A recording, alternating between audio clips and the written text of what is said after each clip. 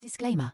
Last month in UK Funfairs is for reporting, analytical and educational purposes only and is protected under both Article 17 and 107 in the United States Fair Use Code as well as UK Fair Dealing Guidelines. LMA UKFF is not an infringement of copyright and does not violate any laws and/or guidelines regarding copyright.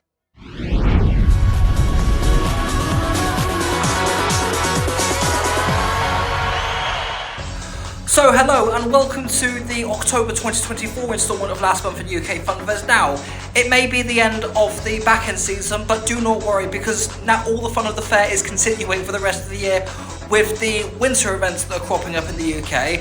Because ever since the pandemic, it has been great to see the high level of winter events all over the UK popping up, because Hyde Park Winter One, of course, being the big one, but there are a lot of other smaller winter events that we will definitely be paying a visit and supporting. So we've got our eyes on Exeter Winter Wonderland, Plymouth, maybe Newport and Caerphilly on ice.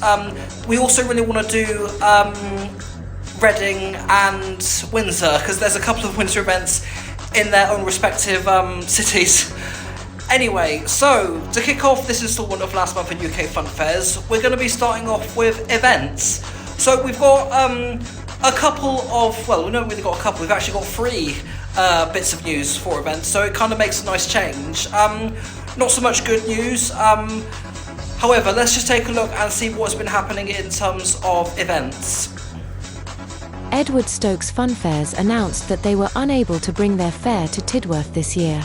The fair, which annually takes place near Ordnance Road during October, could not go ahead due to a decision made by local authorities in the area. The Hisco family behind Funfair Scotland announced that they were left with no choice but to cancel their Sunday fair at Glenrothes for this year. This was due to rain and storm weather conditions making it impossible to build up and open on the ground it was due to be held at. It has been running for 835 years, but this year was the first time that the Petworth Street Edmonds Fair has been axed due to what the Petworth Society described as financial concerns. In a statement from the Society's chairman, it said, "It's not happening for two reasons.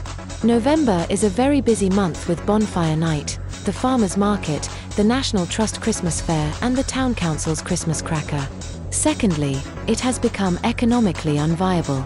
The fairground people validly say that with all the costs of closing the streets, health and safety and setting up the rides, they need money up front.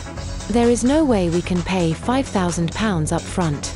This has unsurprisingly led to disappointment and anger from the residents of the town. Now, for this next bit of news, we haven't received much information on new rides coming to the UK, apart of one very big bit of news. So we'll be going into that, and then we'll be diving straight into the ride changes. So before we do that, let's take a look at something huge that's going to be coming to the UK in spring 2025.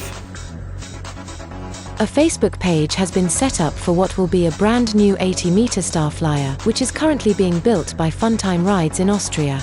The ride, which will be the tallest of its kind in the UK, is believed to be for Perrin Stevens of PWS Rides and is scheduled to descend on the UK travelling scene in spring 2025.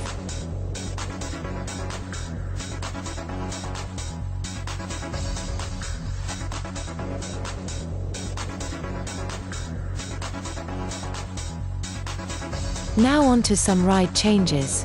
Joby Bibby has passed on his Reverchon Matterhorn named Music Express to son Joby Jr. After a few years in storage followed by a refurbishment, the ride opened up for the first time with young Joby at the Chichester Slow Fair yesterday. Joseph Manning Jr. has sold his KMG Discovery V2 named Avenger to Rudolf Coleman in Germany. The ride, which was originally brand new to Golden Way Amusements in Australia back in November 2014, was recently listed on Used Rides Europe and has been exported to the new owner shortly after the sale. Jimmy Freeman's Eli Bridge Scrambler named Sizzler has been sold to Michael Gill. The ride first opened with the new owner at the Cardiff Halloween Festival event. Lee Harris has sold his rotor named Joker to Brandon Connell Jr. The ride, which was manufactured by Charlie Smith, had completely rethemed earlier this year, went on to tour Ireland after the new owner took possession. After being sold by Tom Ellis in July earlier this year, Scotty Greatrex has sold his Orton and Spooner Supreme Waltzer to Ian Dawson. The news was confirmed by Ian on a forum post, and he reveals he will be posting progress on the renovation we will be carrying out on the ride. This happened a few years ago, but the news didn't come into light until this month. The top spin style ride named Big Shock, which was built by an unnamed manufacturer in the Czech Republic, has been scrapped. The scrappage of the ride actually happened back in 2019, but Derek only recently broke the news. And with all that, back to the studio. So that is it for the October 2024 instalment of Last Month in UK Funfairs. I'm sorry this has been a bit long overdue. Maybe not as long as overdue as past episodes, but now that we're in the winter event season, we are going to start visiting winter events, hopefully at the end of the month. We've got quite a bit of a busy schedule for the next couple of weeks. But just in case we're not able to make it to any in time for when our next upload deadline is, we're going to start releasing the remainder of the videos from Bridgewater, Nottingham Goose Fair and Tewkesbury Motte Fair once per day. So instead of 2 videos per day, we're going to start releasing 1 each at a daily rate. And if something does change, then the remainder of our videos will be uploaded twice per day. But that just depends if we're able to make it to anywhere on time. Anyway, on that note, thank you so much for watching, and as always, see you later.